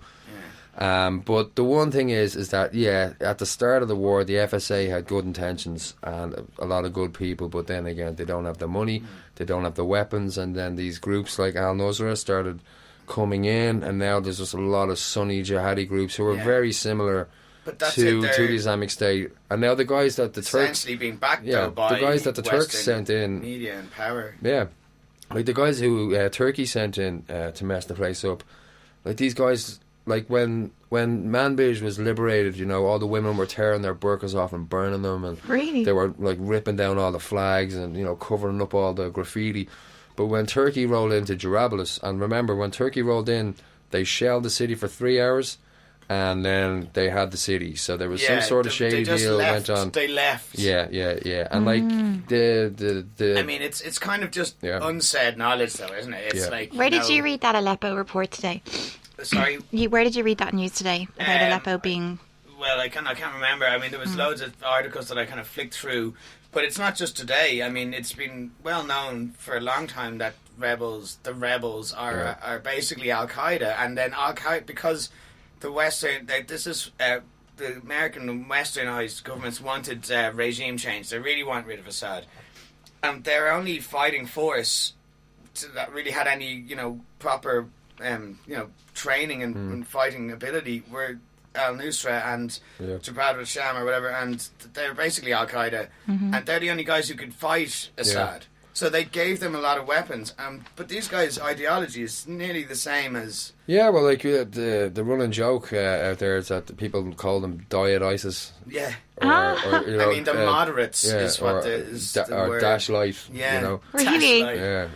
Because, like, there's as I was saying about when they liberated Jarablus, people are still wearing their burqas. Yeah. There's guys, and they pretty much just said that, like, guys just went in and changed their uniforms, and now they're like, oh, now we're FSA. So that really famous, I mean, really horribly infamous kind of. There was a video of a 12-year-old boy being beheaded by Al-Zinki or something sect that were fighting. Yeah. And these guys were under the banner of the rebels, and they were being given arms and weapons and money by American CIA basically. And it was well known and documented that what these guys had done, and they were still being backed because it was their only way to go anti-Assad. Yeah. And they still are hoping that there might be an anti-Assad. I don't know, but just the way it is now, like Russia and Assad pretty much have taken eastern Aleppo. Yeah, they're on their last legs. Essentially, they were declaring today that it was taken. Yeah. And that means that like Assad is essentially back in control of majority of Syrian big cities now, doesn't it? I mean, there's one, it's Raqqa, that's still ISIS controlled, is it? And I thought Raqqa was defeated. No, Raqqa's still in ISIS control, and that will be next, though. But as you were saying, the Kurds and the SDF, But now Turkey want to get in there as well. Yeah, because they don't want to be left behind when the power is redistributed, do they? They want to... Because that's why they're going for Al-Bab as well. Al-Bab is 24 kilometres from Aleppo, so if the Turks take Al-Bab, they have access to Aleppo. The regime are coming from the south. I think the Kurds are coming from the east, and I think there's a few of them coming from the west. It's kind of like the proxy breakdown, isn't it? Yeah, but it's going to be a turning point in the war. Whoever takes Al-Bab will have, a couple more aces. And who do you think is going to take it? It's hard to say. It's looking like regime though now, isn't it, at the moment? Because the Russians they seem to be. I don't know. I mean, just from what I've been looking at internet crap, it looks like the Russians are putting a lot of weapons and stuff behind Assad, and they have a good amount of weight and militarily to go in there. But again, the regime, they're useless, they're really poorly trained. Really? Oh, that's actually another thing a lot of the special forces guys that I was listening to and reading about their opinions had very little regard for the regime fighters. They thought they were fairly useless, and if it wasn't for the Russians and their kind of logistics, that they wouldn't have had any gains like they had. Yeah, it's definitely Russia who's winning this war for them, Yeah, but I mean, it's not for better. I mean, they're what they might want from the Middle East could be as dire as... But again, America owns the Middle East. It's clear, So Russia had their little toe in Syria. And again, they have access to the east of the Med if they keep Syria. And then now they're proving themselves as a useful ally. So, dictatorships or governments in the Middle East, instead of turning America, they can turn east now, So, there is it's very important the to pipeline Russia, thing as well, isn't there? Yeah, is that why Russia are involved? Well, one of the... I don't know if you could call it conspiracies, but one of the angles I heard was that Qatar wanted to put a pipeline straight through Syria just to get access to Europe, and Assad was having none of it. Yeah. So, and he wanted that to go to Russia, basically, didn't he? Pretty much. No, I don't know the exact logistics of it, but so he wanted to get this pipeline. Assad was having none of it. So that was when Qatar wanted the regime out, and it's a known fact now that when the uprising began, Qatar were blowing it way out of control, and then Saudi followed them as well. So on the news, if there was a couple of thousand people protesting, Qatar was saying control 10 million people. Al Jazeera, don't they? And Al Jazeera is one of the biggest news outlets in the Middle East. Yeah. So obviously their propaganda reach is quite big. Yeah. And for a small principality with a lot of money, they have a lot of. I mean, including obviously Saudi Arabia, the same. Yeah. Have a lot of reach for. God, I've been watching Al Jazeera for ages, not knowing that. Well, they're still good. They still have good news. They're fairly legitimate news. But it's like Russia today. I find Russia today backed. are good in certain aspects, but then Obviously, when they're reporting on them bombing hospitals, it's like, oh no, that hospital is It's the thing now that actually everyone's gone on about the fake news, and they're trying to tire one outlet when saying the other, but they're all... because it's like the white helmets, Again, that's another grey area because they're... Big thing about What's a white helmet now? Explain that. The white helmets are a rescue service operating in eastern Aleppo. There was a movie made about them on Netflix, and they're supported by an English crowd called the Syria campaign.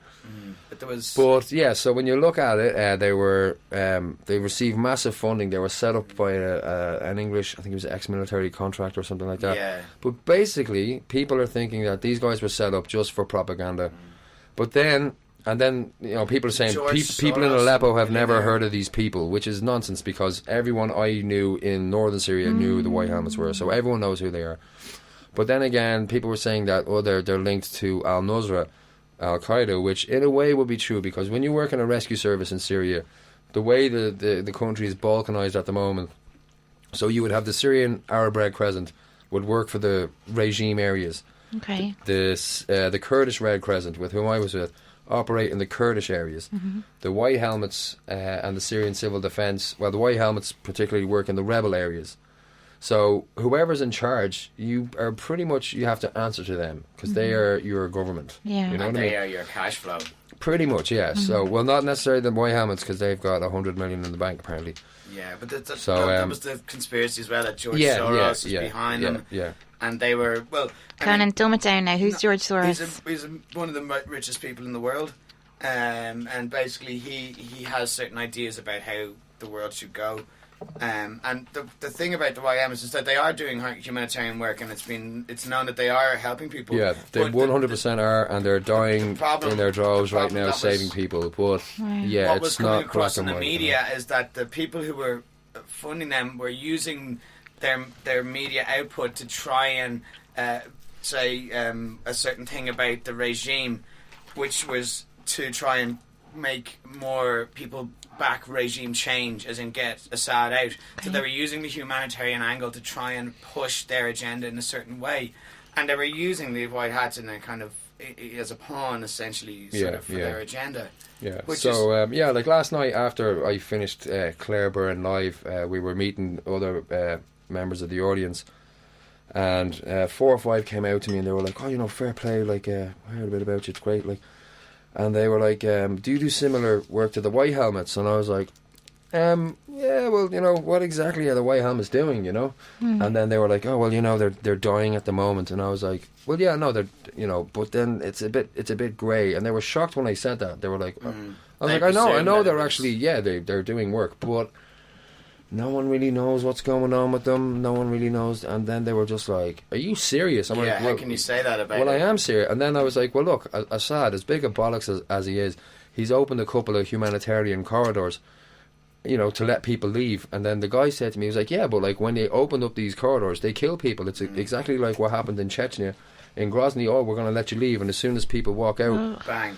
So again, I couldn't go against what he said. I've never heard of that before. But again, it's Syria, so I was like, actually, you could be 100% right, But he got really offended that I could even imply that. So then they were just like, "See you later, jerk." Yeah. But I mean, it's silly, isn't to try and to blow off the idea that this could be happening, that larger forces are using humanitarian things for agenda. Well, that's who are fucking the country up right now. It's gone beyond civil war now. It's just like every superpower in the country, even Canada.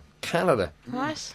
Canada was bombing. Come on, like Canada. Yeah. Sure, Ireland in there, I don't know. Yeah. 5 fighter jets. We could probably throw 3 bombs onto each jet and get like 5 bombs each. And that's it. It's just the rest of the world is absolutely destroying this place. I'm still confused. Where do the White Helmets stand now?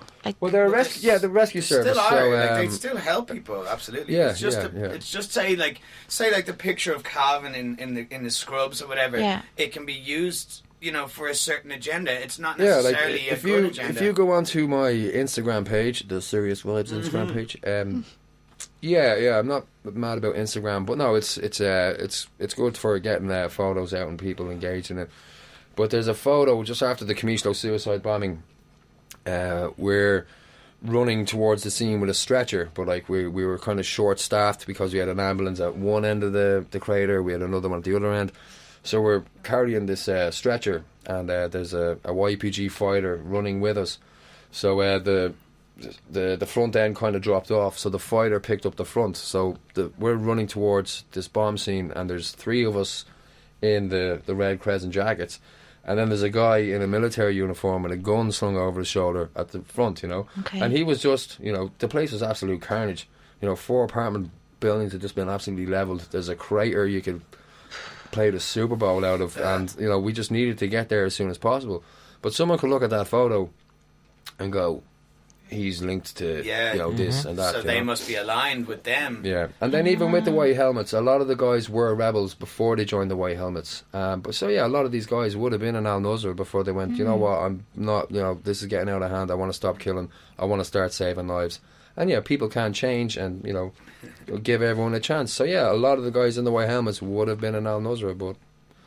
Yeah, I totally fell for that. I have a white but helmets video on my that's the thing, Facebook I page. think No, but again, they're doing phenomenal But they are, work. yeah. They're doing It's phenomenal just, work. It's just a propaganda machine at work there, you know. So anything that happens over there, whether it be YPG, whether it be you know what Calvin's doing with humanitarian and Syrian Kurd and or white helmets, the propaganda machine can take their pick of those things and push a certain agenda. Yeah. So which is what's happening, and this is why the fake news thing is happening now, because everyone is using everything for their own agenda. So it's become a really, you know, it's the quagmire, you know. Big word. It's but yeah, and that's the thing. That like it's hard to pick out a righteous. Media now. You can't just go. People are looking like at the Guardian and BBC, and it's like, well, if it's on BBC, it has to be true. BBC is a blatant propaganda for The Guardian as well. for English. I The know, English but it's the government. The English BBC, government so, is you know. so bad into Saudi money that they don't want to say anything bad about. Did you come across any international press there? Anyone from? Yeah, the who would no, you not at all. recommend we follow? Like as an Irish person, Follow what everyone. there's a journalist even the right wing. called- Follow the right wing and the left wing. Sorry, Yeah. I think Just- you need to follow everybody and take little bits from all of them. Yeah. Follow the harshest Kind of work left, out the picture from there. hardcore lefties, hardcore righties, and everyone in between. I don't have time to follow I know, everyone. but that's the thing. If you just follow one thing, you're gonna get an agenda from one person. So like, there's a site called Rudaw, Rudaw. How do you spell that? Rudaw, but then some of their work is pretty spot on, but then some of their work is absolute ridiculous propaganda. You know, I follow them as well. Yeah, and then there's Ara, which is Kurdish, How do you spell that? Sorry. A. Okay, easy And, one. Yeah, and then Russia Today, but then again they're full of You've shit got Al sometimes. Jazeera, Al and Jazeera, BBC, so yeah. CNN. You've got to even look at, like, you know, there's stuff like the national, what are they called again? National, I can't remember. They're very much right wing American interventionist site, but like they will say that, you know, they will report, and you, when you're reading their stuff, you know that they are backed by, say, the American agenda, but what they are going to give you is a certain perspective, and like once you know that kind of what's behind the media outlet, you can kind of take more about, oh, this is what they're saying from that perspective, and this is what they're saying from that perspective, and then kind of find a middle ground. I think that's so confusing at the moment that that's the only way to kind of really interpret this stuff at the moment. Calvin, also, why do you think you didn't see more like Western press over there? Is it just not something to report on anymore? Is it just not interesting? I was in the north, so I'm not sure if there were people in around Aleppo. Okay. But just brave as you to go in, basically. You know what I mean? No, but like when there was, but is it that they're staying away from like the trouble areas, or like it was all local? Like I remember when the battle for Comito was happening, we were parked at a roundabout just on the edge of the city, and like we could hear all this stuff going on, and you know, people were still, when you were going from one street to the other, you had to run and duck and cover and all this, but all the media was just all local. So I think, and again, when people are reporting on things, you know, for the BBC, it's like, oh, this has happened. This is Clive Bloch in Lebanon, you know. So they're just not there, you know. okay? Yeah, and sometimes like stuff like Water for Whispers like is actually more on the money than the actual media. Like you look at this kind of the actual like well-known fake news, you know, satire, and these lads are hitting it harder on the nail than any of these other places. Just telling it as it is, but it's, you know, just disjointed from reality. But it's, you know, that it's like the actual reality. It's a good one. It's harsh. Okay. But we're going to try and round it up here now, and we've talked about a lot of stuff, very serious issues, and it's you know, it's hard to comprehend how much of insanity is happening out there. But It's a very complex subject. Do you know what I was interested in? Did any like absolute dicks come into your Red Crescent that you're just like, oh no, like somebody just wants to come to shoot weapons and be an asshole? And how do you? I think It's a long way to go I to think do that. the YPG had a few problems with a few guys like that. Like there was a guy, what was his name, Jasper Soder or something, a Swedish guy. But he was there for a few months, and he went home and wrote a book. And He was just trying to write a book, really. yeah, so it was all about him pretty much saving the world and getting proper Chuck Norris on it. And What a then, legend. And then some of the guys are putting up on Facebook, they were just like, this absolute chancing bastard. Like, they were like, I worked on that operation and he didn't fire one round, the absolute nonsense. Attention seekers. Sad thing is, people will still buy his book, though. Yeah, but he's massive in Sweden. Like, really? He's like tens or hundreds of thousands of followers, and he's gone back. What? So like all the volunteers, the be giving him so they're all like this, and because he went out there and he cashed in on it. Does he have a charity? Like I'm actually no, he was fighting, or supposedly fighting. But his book or anything like that doesn't. No, because I'm actually writing a book myself, and I never planned on it, but I just kind of thought that even though I wasn't out there fighting, I had a kind of a bit of a mad role and a mad observation on it. Yeah, so. That'll be a good old spiel, Yeah, cool. So, but I would write that, and I would give money back to the lads. How deep are you into the book? Is it hard? I'm on chapter 2. It can't be easy now. No, like I've been couch surfing for the last 2 months, so I need my space, because like my sister's a journalist, and she can write sitting on the bus or the toilet or whatever. Good. But I need... Get her to ghostwrite. But again, you're going back out there anyway, so... Yeah. But no, I need my space when I'm doing it, But I've written a few bits and sent them off to some of my I'm mates. sure a publisher will pick that up. Yeah, whatever, Yeah. But at the end of the day, I presume you're just going to pump all that, whatever comes out of that, back into Syrias Vibes. Yeah, because it'll be an insult to the people out there to go out, because I was there for 6.5 months.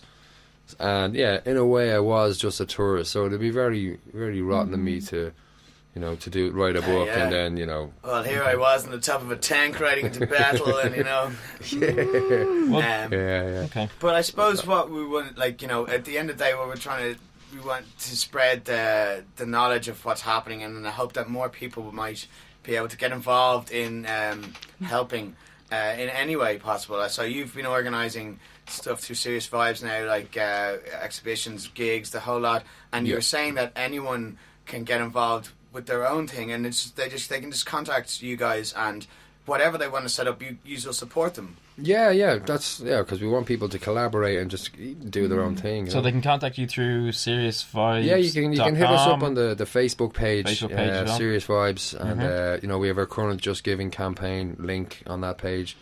We're trying to raise 48,000 by the 31st, and we're at 22 and a bit now. Is it a one-off payment, or can people subscribe, or can they pay you monthly or thing? We're trying to get to that, and we have a donation thing on the page. Do you guys know about Patreon? Have you heard about that? That might be an avenue for... Patreon's a great... I don't know if it works for charity, but... I think we're on Stripe or something like that. I'm not sure. Okay. Well, Patreon are Stripe is like a thing for taking money, but Patreon is a thing where people can give €1 or up to €50, €100 a month, just to support a cause that you're doing. Okay. They become a patron of you. So it might be just something to look into. I'll get onto the account. Yeah, get on to everybody, So the more involved... Why don't you tell me about this? Dave, you're in. And you yourself, you're not just a humanitarian, are you? You're also banging out tunes. Banging. Well, I kind of retired. I heard about this retiring. You're famous for retiring as well, though, aren't you? No, but I retired, and then I was kind of like, oh shit, I'm broke now, and I need to just, But no, my heart wasn't in it for a while. I've been doing it for 16 years. But you were deep into the tunes. You were DMC, Scratch, all that. Now headphones mixing, the whole vibes. You're a man for it. Yeah. But no, the heart wasn't in it. But no, it was mad because oddly enough, how I got back into it was after this 3-day battle happened. The battle was over. The regime conceded. So. We all headed back to my apartment. So my boss and his bodyguard were in my room. So one guy was in. There was 3 beds, and so my boss was in the far bed. His bodyguard was in the other bed, and then there was one in the middle. So I was exhausted, by all this madness, So I got into bed, and the guys are watching, the battle on their phones. So either side of me is like, yeah. And then he's like, oh no, I'll check this one out. I was like, lads, it's over. Can we not watch videos of madness? Yeah. Can we not just chill, And they were, but it's, it's their war. Yeah. So they're way more involved in it than I could ever be, So I just put in the headphones, and I'm like, what am I going to listen to? So I thought of Unlimited Touch, Music in the Streets. Oh, yeah. You know, so I just stuck that on, and I just started kind of crying to myself, you know, and like the tears were rolling into my ears, and For sure, okay. you know, the snot was building up, and yeah, like that was one of the tunes I used to love playing out. And then I played it again, and then it finished, and I played it again and again, and then I passed out. And then the next day, Paul Johnson did a sweet remix of it. It's the opening track on the Daft Punk Essential mix from 1995. Have we got that to play afterwards, maybe? Oh, Yeah, we I'm sure do. we can get it. Yeah. So just put that tune on, and then I was like, so then I just started like getting back into my house tunes, and then started asking mates, you know, here, send me on some new shit, you know, and I really got back into it. And then as soon as I kind of landed home, I was like straight back on the decks. Sick out some DJ sets. I mean, you know, you being a big time DJ is almost going to bring in as many people as say a charity gig, and then you can use that. What was the thing that the Mirror called you again? What was that headline? Oh yeah, no, the Sun. Jesus Christ. Yeah, no, it was just a photo caption because I didn't know this article came out, and but it was me in scrubs. And I look all right in the scrubs, I must say. I look all right. But it was like DJ out, you know, in Syria, blah, blah, blah. And then I couldn't make out the text, and I was raging because it was a full page, and I'm like, what are these guys saying about me? And the photo caption was from clubs to chaos. Yeah. And I was like, right. I actually don't want to read this fucking article now. I think that's as good a place as any to leave it there. Yeah, it's amazing. Clubs to chaos. Well, I hope that you can do more for the people of Syria, man. Yeah, and good on fair you. play to you getting over there and doing it, man. We all think you're amazing, and like you know. The women are swooning, I believe. It should be. They're actually not. Well, women, get your shit together and start swooning. This lad is doing a lot for humanity. I have to say, three of my And I'm a friends. Cancerian. Yeah, it's a good one. This means I'm sensitive and sound. Oh yeah. Right, this is going. It's going on a weird turn here. It's turned into a dating Okay, well, look, if you website. want to support Syrias Vibes, get onto their website or catch them on Facebook, or also just check out one of the events that they're doing in town. Is there anything coming up, or not before you go away? Yeah, we're collaborating with Body Tonic. We're doing a whole session in the Shaw.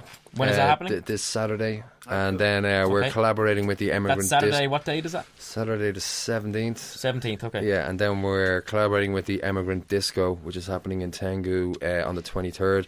It was a Whopper party last year in the Sugar Club, and I expect it to be And the what same. proceeds at the door go to? Everything. Yeah, well, we'll see. Yeah, something along those lines. We're still earning out the terms. Okay, that's good. We'll get those lads on board, you know. Yeah. And you've got a pretty high-profile gig coming up with DJ So the 17th is Stingray. 23rd. Oh, yeah, of course I have to plug that. Yeah, this Friday in the Wow Wow Club, subject to bringing over DJ Stingray. And if you like your electro, it's going to be banging. Deli. Savage, Yeah. okay, cool.